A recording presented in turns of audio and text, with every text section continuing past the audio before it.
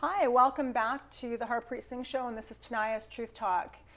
Before the commercial break, we were talking with Bridget Perry. She is known as Becca Banks. She's a headliner, feature dancer, such a beautiful, amazing woman. But what the sad thing is so many of these guys that go to see her dance, they don't see beneath all the outward beauty. They look at these girls and they see them as objects. They don't see the inner beauty. They just see what's on the outside. They see these women with these big, beautiful breasts, long hair, nice nails, and they see them literally as blow-up dolls, dehumanized. So we're here today with Becca Banks. I like to refer to her as Bridget Perry because I know her as a person and the person that she is. So welcome back. Hey. Hey. You know, so you're on stage and you're dancing. You're getting the crowd really wild and they think you're really happy and you're liking this. But what's going through your mind when you're on stage? Money, obviously. I just want money from these people that I'm dancing for and putting on a facade show for. But you know, you said to me earlier this morning, you'd mentioned to me that these guys are creeps to you. I mean, they have wives, they have children, and they're spending their money for their families. They roll in with their wedding ring on, and they're just so, I feel so slimed, you know. They should just spend all their money on their wife and kids and not, you know, be giving me their, like, mortgage. You know, I've had a lot of women that are involved in exotic dancing say, well, you know what, I just want their money. And I go, why are you like that? And they go, they don't care about me. So why should I care about them? Is it fair to say that you've almost developed a hatred towards men by being an exotic dancer? Oh, 100%. And why is that? Because I just feel like all men are the same. They all just, I don't know, I just feel like they treat women like objects. And I guess I'm just the object. They probably have another girl at home that they treat well. And I guess I just fall in the category of being treated like an object because that's what I am, a stripper, an object. Well, you're not an object, but you're made to feel that way by what you're doing, right? It can be dehumanizing the way that people treat you. And I've had so many girls that have worked for me that were knock dead beautiful, and they said, you know, Tania, it's almost better not to be pretty, because that way if I know that a guy is dating me or he's with me for my heart, not for the way that I look. Yeah. Because you don't know who's with you and what their motive is and why they want you. You know, so what would you say to the viewers right now that see these girls as, you know, a lot of people stereotype and they'll say, stupid stripper, she's just a stupid stripper, right? You were a little girl. Yeah. I know you're an amazing cook. I see you baking pies and all that kind of stuff and your pictures of your pies and stuff. Yeah. You know? You've got a lot of domestic. You're domestic. Yeah, I'm kind of like a hippie. I do like a lot of raw food stuff and juicing and yoga, and I love nature, and I'm like a hippie. And I hate like being slimed on by guys. When I'm doing lap dances, I'm always like making funny faces and crossing my eyes and sticking my tongue out and being like, oh God, you know? Yeah, but they would never know But they would never know, because I'm making like little moaning sounds being like, oh yeah, you like that? But really I'm like, you don't like it. You know, no. And you know what, all the other girls do that too. Yeah. You know, I remember when I used to run the brothel, the girls would be just telling the guy how much they loved him, and I'm so glad you came and see me, and come right back. And as the guy's walking out the back door, they're walking behind him to say goodbye to leave, and they're literally giving him the middle finger behind his back. Yeah. You know, but that they have to be nice so that they get their regulars. Like you get your regulars that come back and keep you going through the slow time, right? Yeah. But these guys would never actually know that you don't like them. And there's not one customer I can say that I'm not disgusted by. I'm disgusted by all of them. All of them. There's not one where they think I like them for some whatever reason. But how can I like someone that's twice my age and fat and disgusting and drunk and slobbering all over me? Like, that's gross. So tell me, what is the average protocol when a dancer comes off stage and she goes in the back change room, locker room, and she's talking with the other dancers? Is she saying, oh, that was just so awesome, I just made $500 on stage and it was a great time? Or is she saying these guys are, what, Well, they're usually saying these guys don't tip enough, they're cheap bastards, and they're just drooling at me. That's what they're saying. Yeah. I got tipped $5. Let's get the truth out there, you know? You want Tania's Truth Talk? You got it. There's no $500 on stage. Yeah. People used to like tip me in sesame snacks. But you know what? I remember there was a couple times, I hope you don't mind me saying this on the air, but that you've called me about 2 o'clock in the morning. Yeah.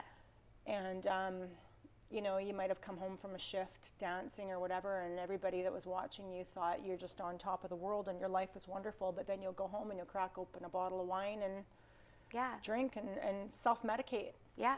And it's so common that so many girls that are in that business do. You know, like what you said earlier is, I had to take 3 shots of tequila, I had to do a couple of lines of Coke in order to get the courage to go on stage, because who can do that straight? Have you tried it straight? Oh yeah, lots. It's not easy though. No. I have to like give myself a period of time where I can only go in there for like 1 hour, and then it's so hard. Right. Yeah.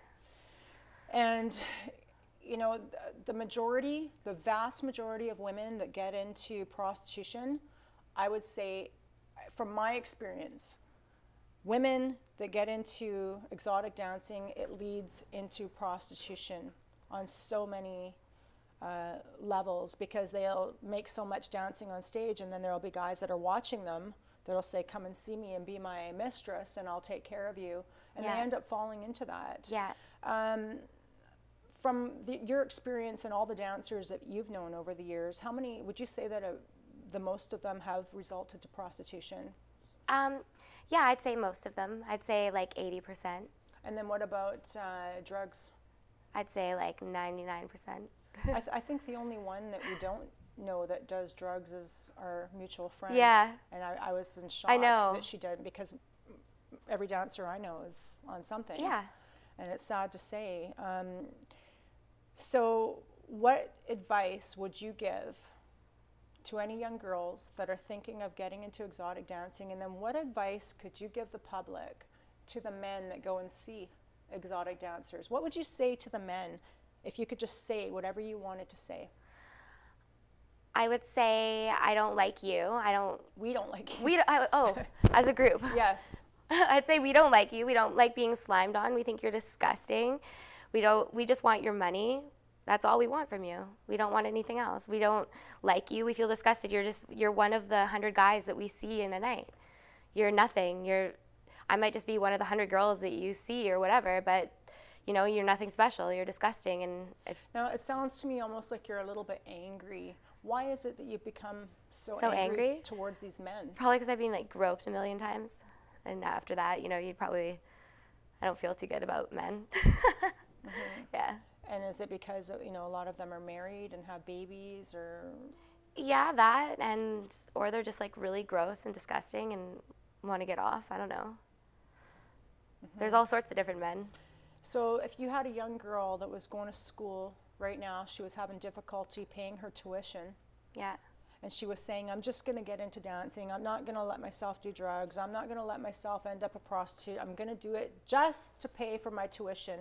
What would you say to that girl that's in front of your face right now? I would send her off into the woods, into rehab, into some like boot camp or something. No, but let's say she's in school. She's doing good. Oh, she's doing school. She's doing good. Yeah. She's thinking of going into dancing. What would you tell her?